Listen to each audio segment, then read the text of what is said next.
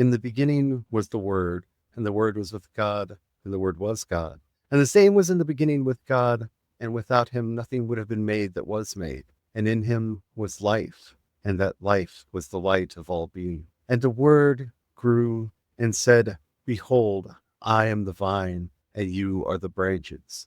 Behold the flowers that bloom, and the fruit that grows. When you drink of this nectar or eat of this fruit, remember that you are one in me. That's not usually how you think of the Eucharist, is it? That's not usually how you approach this wonderful sacrament that has been given to us. But it is really what is happening. In this glorious time, we are partaking of that nectar and eating that fruit so that we can spread the seeds of the tree of life and grow strong from consuming it. That is the power of the Eucharist that we're going to be talking about today as we walk together down Creation's path.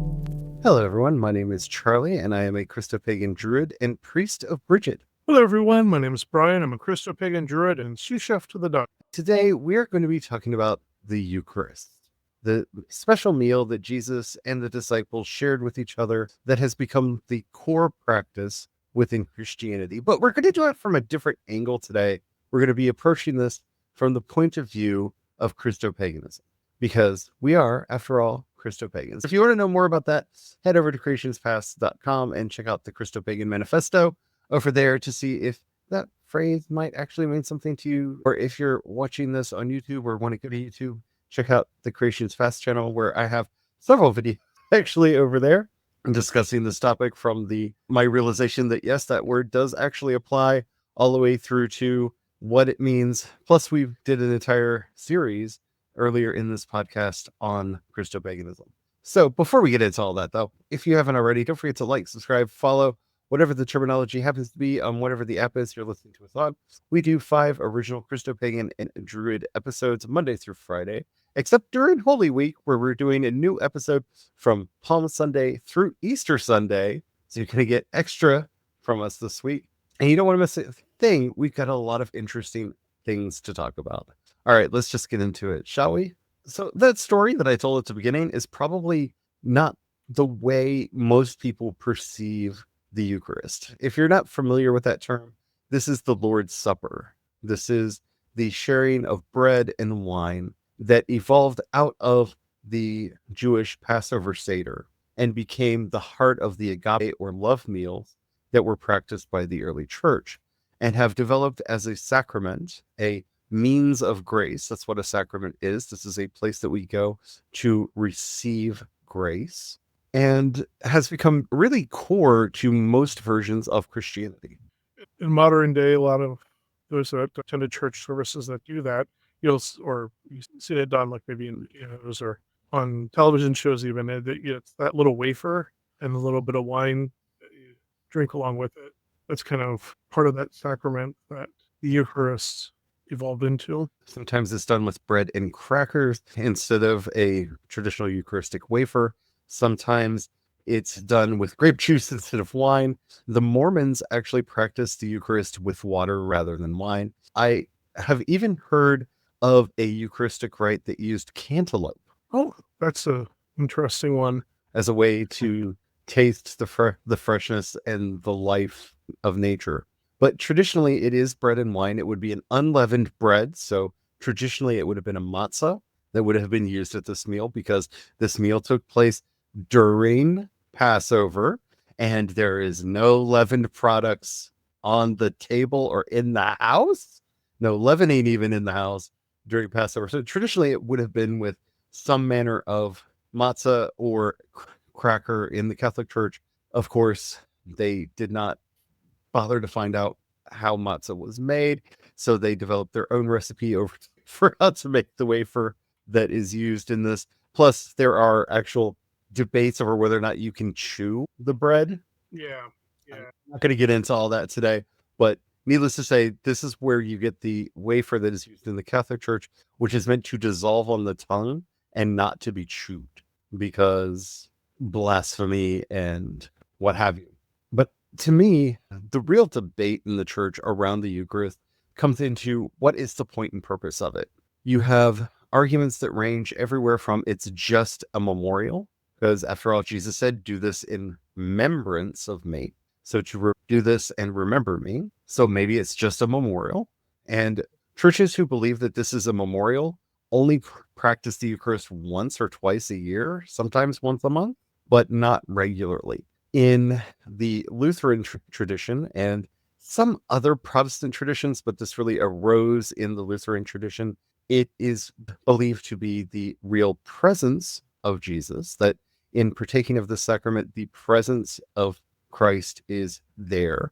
And thus, that is how we approach this and receive grace from the ritual. And famously, in the Catholic Church, they teach the doctrine of transubstantiation, which means that they believe that the bread and the wine literally become the body and blood of Christ. Now, I would debate this way of interpreting this. They do not typically teach or believe that it is literally, as in it is flesh. And I think that's and or blood. I think that this is generally used in a lot of anti-Catholic propaganda. The actual idea there is it is fully transformed. It is a holy object now. It is actually talking about it from the point of view of it being a means of grace, that this is now a divine object and a divine cup, much like we would say from a Orthodox and Catholic position that Jesus is 100% God and 100% man. This bread and wine is transformed into something that is like Jesus, 100% bread and wine and 100% divine. I guess to translate that for our pagan listeners, this is where it would be enchanted. Exactly. A holy item rather than just a mundane item of bread and wine. It would be enchanted with the intentions and focus and energies of Jesus. To me, that latter idea is the one that has the most resonance in me. Because if this is a means of grace, if we are performing a rite in the creation of this, and there's is a, well, in the Catholic Church, a very set ritual of the Mass that leads up to this. In fact, it is the only part of the Mass that you are actually required to attend. You don't actually have to listen to the guy talk. You have attended Mass as long as you were there for the blessing of the bread and wine and received communion. Everything else is technically like the scripture readings, the songs, the listening to the guy talk. That's not technically required of you. I like to say, you've already partaken of the magical part of the ritual. Everything else is if you're into all the ceremony. Yeah, you're there. You go to Mass for Jesus, not for the guy.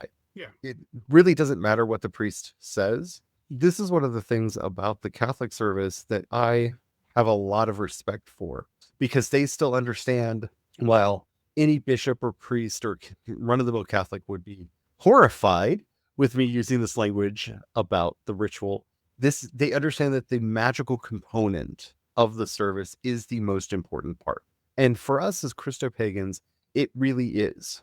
Now, depending on where your faith lies, I am not trying to say that you have to believe one way or another. I am not trying to proclaim a Christopagan dogma here that must be followed. But in the same way that we believe that water left under the full moon is enchanted, is not symbolic of, but is enchanted with the power of the full moon, and water left out under the new moon is enchanted with the power of the new moon. In the same way that when we are blessing our ritual objects and imbuing them with specific energetic qualities, we believe and act in accordance with the fact that those things are filled with that energy. To me, it only makes sense for us to follow through with that in the Eucharistic sense of truly believing and treating the bread and wine as if they are imbued with the actual presence of the cosmic Christ. And so my personal belief kind of falls between the Lutheran and the Catholic point of view, that I do not believe that enchantment transforms anything. I don't believe that the substance of the item is literally changed. So I'm not quite as far as the Catholic position on this, but I think that the Lutheran position it's much more symbolic, and it's just one of those almost platitudes, like when two or three pray, Christ is there with them. I think if we're practicing this ritually, when two or three pray, we should act as if Jesus is there, because it's that power of faith, that power of belief, that power of intention that we are trying to put out into the world. And when we are working with intention in any of its forms, we really need to be clear on our intention.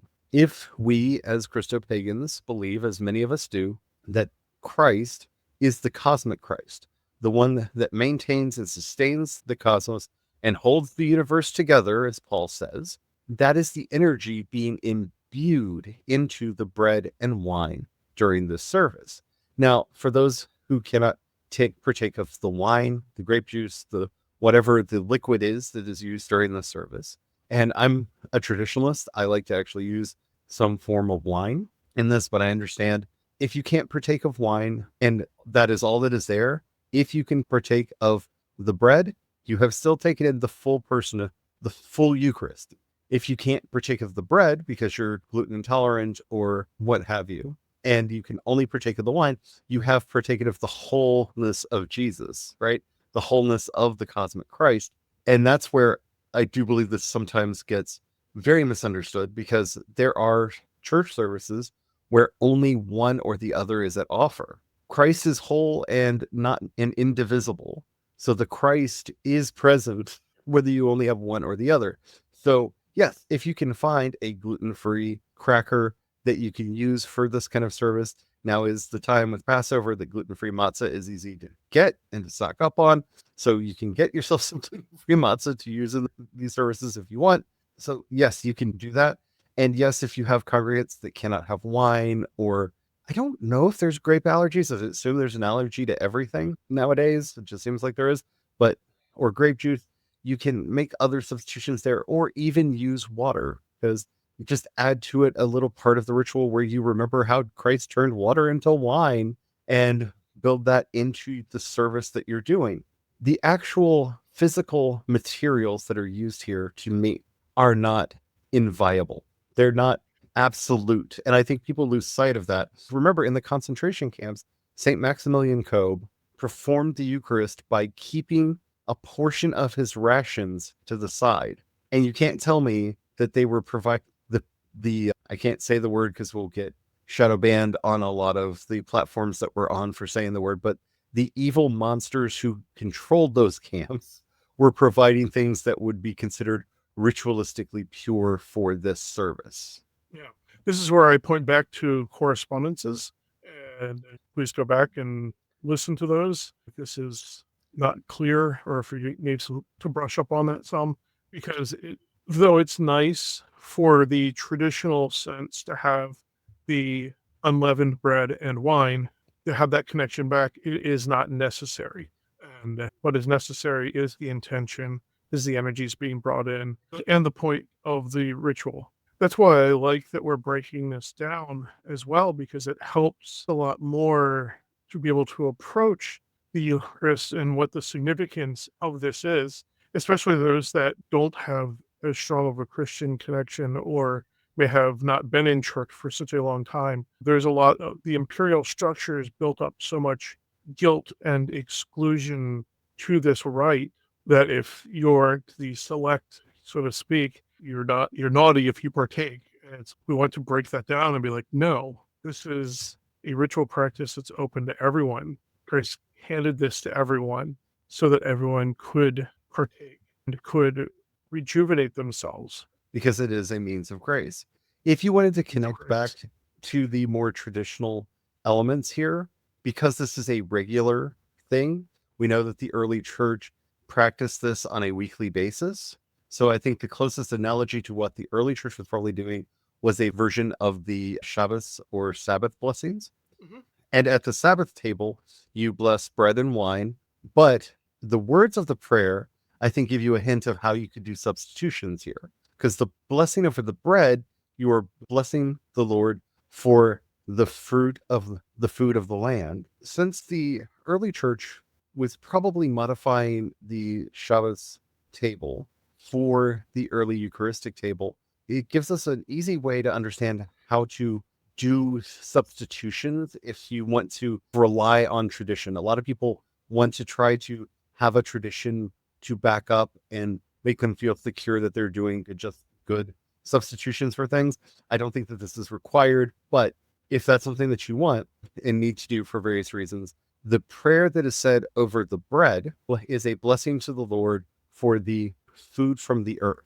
So I would substitute with either another grain, if that's possible, but something that grows, something that is processed, something that is direct. I would try not to substitute with a fruit or a vegetable for that, because the second blessing, which is the blessing over the wine, is specifically a blessing to the Lord for giving us the fruit of the earth. So think of something that kind of grows up directly. Like, you could use that term literally and probably substitute with basically anything that grows, that is eaten. I would say any seed, anything like that. But again, I don't think that people need to think that hard about it should substitutions need to come up. I just know that people sometimes like to have a leg to stand on within a traditional framework for making these decisions. And again, I think you could easily just use a glass of water and pray over it, again, invoking the memory of Christ turning the water into wine, and perform the Eucharist just with the cup, remembering that Christ said that he is the bread of life, and you would be ritualistically fine. I don't think that you have to go into all of the nooks and crannies and make sure that you're doing all the little things and that you have the exact material. I think that is a distraction from the purpose of this, where we are approaching this ritual for the sake of invoking the grace of the cosmic Christ to remind us of our interconnection and interbeing with all things. To remember, as Paul says in the book of Acts, that God is the one in whom we live, move, and have our being. That is the purpose of this ritual, to remind us of our interconnectedness, our oneness, one with another. And so as long as that core is there in the ritual that you perform, you are honoring the intent of the original practice. I think we get too hung up on words. And if we wanted to get hung up on words, we actually have liturgies, which is a word that means the work of the people. And I stress that because people try to make it the work of the priest. If it's the work of the priest, it wouldn't be called a liturgy. But anyway, I digress. I don't think priests are required for Christian worship, but that's a whole other episode. We have a high priest. It's Jesus. I'm done. Anyway, we have those original liturgies. You can look them up. A lot of them are available online, and you'll notice that the words, the order of the service has changed a lot over the centuries. The actual words, the way that they are laid out, is not where the magic lies. As always, the magic is in the intention. If you just want to light a couple candles, pray over the bread, pray over the wine, and then have a meal with your friends, guess what? You did a Eucharist. Congratulations! Ta-da! Because all of the other rigmarole that gets built on and around this practice is there to distract us from the actual reason we are there, to partake in it as a means of grace. Now, we've talked a lot about grace in the last couple weeks, and you'll notice that this is a topic that keeps coming up for me, because that is what this is all about. Grace is the power of the divine, the power of the cosmos, the power of the universe, the wonderful rebirth energy that permeates everything, that can make anything new, fresh, and enlivened. And that is the entire purpose of this ritual, is to connect into that, to be firmly rooted into that, so that we do this in memory of me, in the one who said, I am the vine and you are the branches. I am the fountain of life. No one who drinks from me shall go away thirsty. I am the bread of life. Whoever eats of me shall go away full. That is what we are here for, to remember and participate in, as Peter would say, become partakers in the divine nature, to be a part of this and to regularly reconnect. Because when people ask, why would you do the Eucharist regularly? You could do it daily if you wanted to. Make it part of your daily ritual. And again, it doesn't have to be a big thing. Just have some crackers and wine, or some crackers and water, some crackers and grape juice there. And as before you start your meditations, just say your prayer with intent and purpose, partake, and go in. Because the reason you do this all the time, as much as you can, is for the same reason you plug your phone in. Yes, grace is the battery that we run off. That's also why it's important to remember that a lot of that, the frequency is going to depend on the individual practitioner. Also, it depends where you are in the cycle of your life, because you'll find at some points in your life, you may need to partake of this practice, do this recharging weekly, daily. I don't want anybody to think that we're saying that this is connected to your spiritual deficiency or anything like that. This is not about deficiency. The whole point of using a battery analogy is to give you an idea of why you need to plug in periodically. And this is how we plug in. This is the mean in the tradition for plugging into that. Now, there are other ways to plug in as well. There are many sacraments that one can participate in and that one can practice. In fact, Ina himself refers to nature as a sacrament. And for a lot of people, they actually do that plugging in by going out into nature. Some people get it through the means of grace of self-illumination, as Pelagius talks about. So through meditation and prayer, there are a lot of ways to do this to keep maintained. So while you may not feel the necessity to plug in to the specific Eucharistic mode of accessing a means of grace, there are other ways that we can do this. Remember, Arena says that there are three means of grace. One is nature, one is the scripture, and one is self-illumination into those meditative, prayerful places and communing with the divine. That these are the three means of grace that Paul talked about, and one of the reasons why Augustine did not like him, because none of the three means of grace was the church and its authority. Oh, we're going to have fun when we do our Pelagius versus Augustine series that we're working on. So much to say there. The thing is, when they talk about going into nature, that's about just going into those sacred spaces, which for many is just in nature itself, those lovely groves or creek or stream or ocean, whatever that is. But the sacred space could be a temple as well. Yeah. Or synagogue or church or whatever name or title given to that sanctuary space, that sacred space that's set up. But I would say that when we gather together, participating in the Eucharist is the way that we collectively connect. Yeah.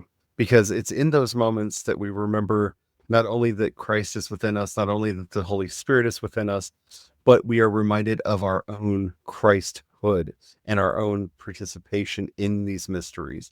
And we do it collectively. We are all drinking the same beverage, whether it's from the same cup or distributed amongst cups. There's nothing wrong with blessing a pitcher of holy water and pouring it out into cups, or holy wine and pouring it into cups. There actually are wonderful fountains that are used both within Judaism and within Catholicism for pouring in.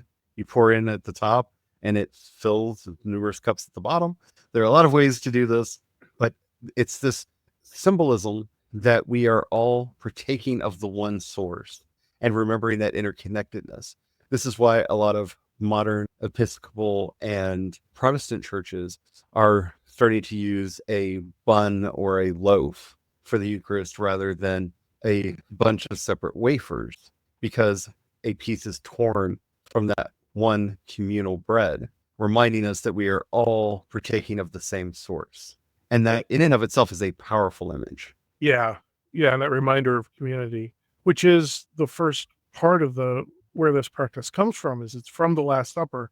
It's from a community gathering, the community coming together and partaking in practices as a community. And it became the heart of the agape meals, which, remember, the Eucharist itself is not the agape meal.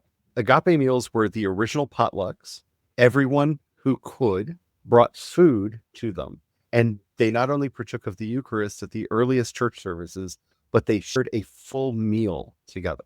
Yep. And that sitting around talking, singing, telling stories, that was what church used to be. Paul talks about this a lot in his letters. We can see this in the way the church is written in the book of Acts.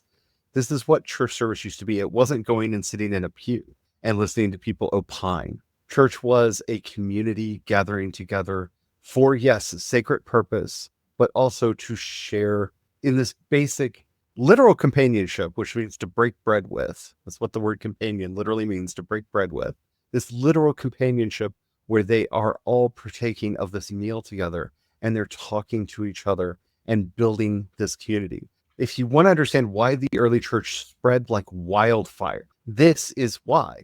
Church services weren't just rituals that were performed that you just sat there quietly while the guy in the funny dress stood up there making all these arcane symbols in the air. This is very much the pagan part of the community. Yeah. This very pagan, because in paganry, you really get this community aspect, these community meals, these community feasts, these gatherings of the community throughout the various times of the year, the Spelting, Samhain, on and on. The various fire festivals are all about community gathering.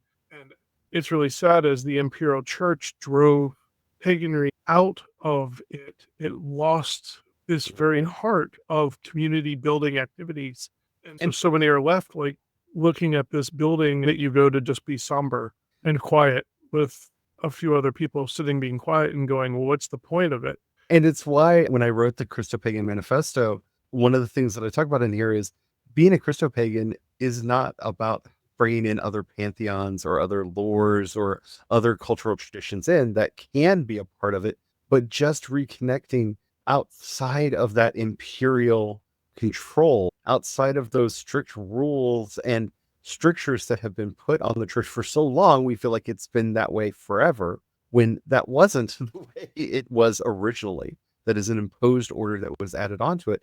Just going back and having agape meals is it looks like paganism to a very traditional modern Christian.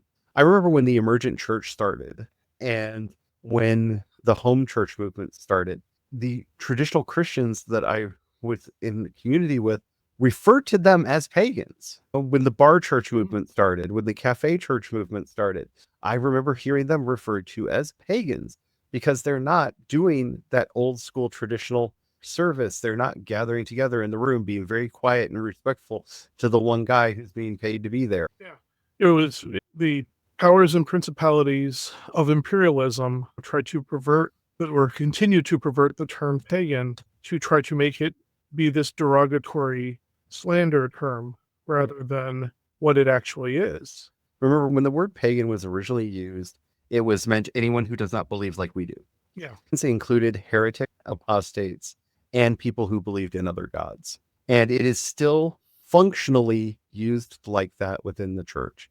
So whether or not you work with spirits like I do with Bridget or in the various other members of the Tua, or like Brian does with the Dagda and other members of the Tua, or not, the reason I call what we are doing Christopagan at large is because that is what the more traditional imperial elements of the church are going to call us anyway. So we might as well just embrace it, because we are going back to nature. We are going back to an earth-centered worship. We are going back to an earth-centered spirituality like Jesus had, because every one of Jesus's analogies are mustard trees and fig trees and vines and birds and grass and farming references. And because that's the other thing to remember is one of the big divisions, and not only with the imperial church, but also with the rise of cities and stuff, this whole paganry almost became this city folk versus country folk. Literally, the word another derogatory term to separate out, to basically go, oh, they're just dumb country. Literally, the word pagan means country person. Yeah, literally. The word pagan, ganus, means country person, a rural person, somebody who's not from the city. Yeah. And tell me all these parables about farming and vineyard tending, and all these parables are rife and rich with pagan imagery. Yes. With that rural energy. Rural energy. Yeah. All right. So I hope that this has helped you out. I hope that in this discussion of the original Eucharist and the way that we can practice it today has helped you out. I would love to know your thoughts in the comments, especially how you have either practiced it in unique ways. Like I said, that story I heard about people practicing the Eucharist with a cantaloupe just astounded me, and I thought was oddly beautiful and compelling. Fascinating. I love it. I heard that and I immediately went to a Han practice with the orange and using it to get into your senses and to understand interbeing through the power of an orange. And I was like, ooh, I want to do that Han inspired orange Eucharist at some point. Well, my brain wow. went back to the whole like, oh, you're just taking your bread and dipping it in wine. nature basically did both those steps already for you in the cantaloupe, because you have both the fleshy material and the juices, the nectar, basically all together in that one piece, Yeah. like pre-soaked bread and wine. Or if you have any other thoughts about any of the topics we've talked about on this episode, from the real presence to transubstantiation to all of it, just let me know in the comments. If you're listening to us on YouTube, Spotify, or CreationsPaths.com, you can leave a comment right there. Anywhere else, they won't let us know, so we won't know that you did it. But leave a comment there anyway, because engagement has magic. And then head over to CreationsPaths.com and click on chat, and you can leave a message there, and we will be able to see it, and we will be able to get back to you. While you're there, if you happen to have a few dollars you can pass our way, we offer monthly and annual memberships. You can also support us through Patreon and Ko-fi. I am CE on both. You can also support us through the Cash App, #CreationsPaths. Thank you all so much to everybody who does that. You help us keep the lights on, keep food on our table, and a roof over our heads. And y'all really do mean a lot to us. If you don't have any money right now, or you're not sure that we're the kind of people you want to give your hard-earned treasure to, that's perfectly all right and understandable given the state of things right now. But if you know anybody that we think would benefit from any of the things that we've said, please share it with them. That helps us out more than. And as we're heading out, as all this Holy Week, we are praying to our Blessed Mother Mary. So, Holy Mother Mary, tree of life, who bore the fruit of the tree that is Jesus Christ, help us to connect more and deeper to the great mysteries of this life, to our oneness, our interconnectedness, and our interbeing, that we may learn to be one in you and into the cosmos in its totality. Amen.